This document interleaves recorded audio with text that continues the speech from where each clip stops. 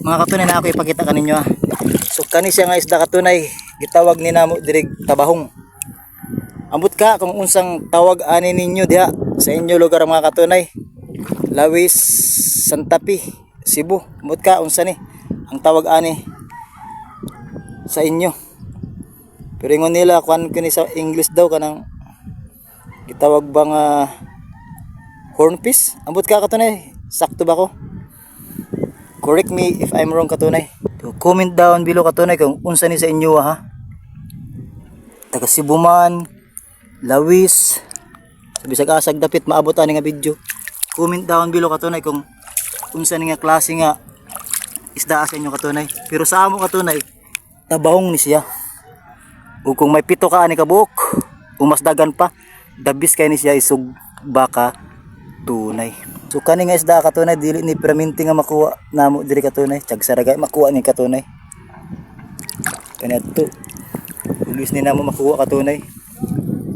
Mga katunay ha. Mailang gid katunay nga taga-bantayan ta. Kay tanaw butong na siya. Butong pud na siya.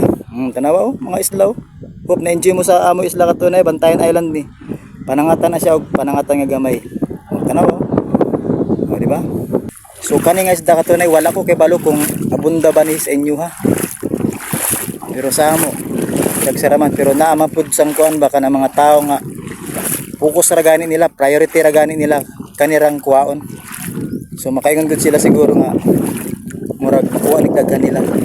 So tanawa gud ang iyang kuan katunay oh. Iyang postura katunay ba, nabalutan siya og mga baga siya nga kanang panit ba. Baga ni siya. Lami ni siya isug ba katunay. As in. Na may dagko ani og ang pinakadabis kay kauno nani kanang dagko ba. Kanin murag gamay-gamay siya katunay pero pahits na kay ni. Nawara gud katunay. Gabudlo ra yang mata oh, murag sa paka ba. Pero dabis kay ni siya isug ba katunay.